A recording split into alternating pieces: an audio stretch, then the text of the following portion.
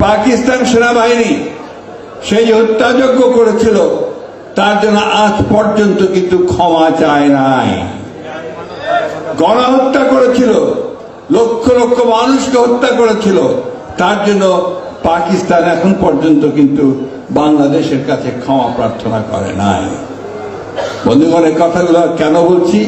কারণ এখন পরিবেশ তৈরি হয়েছে, কিছু কিছু মানুষ, কিছু কিছু দল, কিছু কিছু গোষ্ঠী একটা বোঝানোর চেষ্টা করছেন যে ৭১ কোনো ঘটনাই ছিল না এবং মুক্তিযুদ্ধের যে আন্দোলন, মুক্তিযুদ্ধের যে যুদ্ধ, লক্ষ লক্ষ মানুষের যে আত্মত্যাগ, ৯ মাস, দীর্ঘ ৯ মাস ধরে বাড়ি ঘর ছেড়ে কোটি কোটি মানুষ যে ভারতে আশ্রয় নিয়েছিল, বাড়িতে থাকতে পারত না, পালিয়ে পালিয়ে বেড়াতো, যুবকরা তখন কেউ বাইরে থাকতে পারত না, সেই অবস্থা যেন আমরা ভুলে যাচ্ছি, ভুলে যাওয়ার চেষ্টা করা হচ্ছে। বন্ধুগণ, যারা সেদিন সহযোগিতা করেছে, যারা সেদিন সে হত্যাযজ্ঞে সহযোগিতা করেছে, তারা এখন গলা ফুলিয়ে কথা বলে।